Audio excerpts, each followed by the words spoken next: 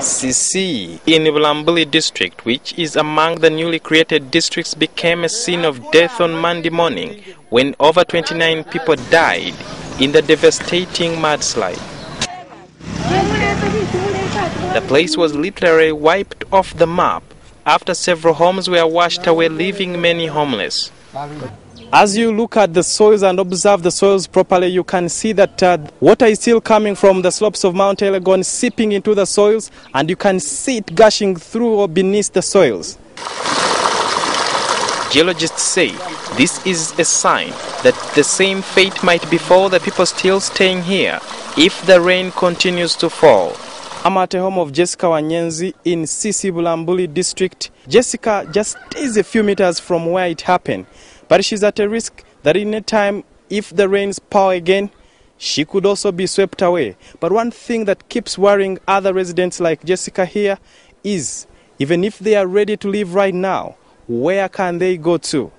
Wanyenzi is now packing her bags and her produce together with her 5 grandchildren, but nowhere to go.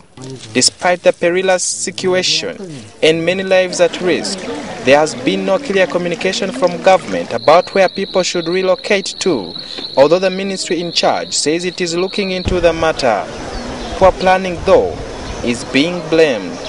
Because the Ministry of Disaster Preparedness is supposed to have prepared that in time, because you know that the disasters strike.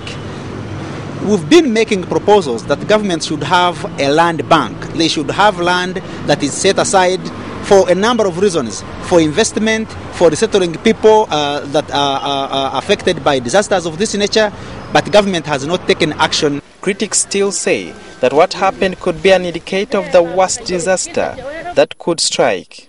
And I wouldn't be surprised if another disaster struck. You would see a similar action. After the Bududa landslides, which claimed hundreds of lives in the same region, geologists warned that other people living in the low-lying areas remain at great risk. Kabale, Bundibujo, and Kisoro are some of the areas in desperate need of relocation. But the biggest problem has been resource mobilization. You know, we've been spending heavily in politics, public administration expenditure, multiplication of districts, and you find that the government is resource constrained. Until relocation, the residents of Bulambuli are living on God's mercy as the threat of disaster continues to loom. Sudil Biarhanga, NTV.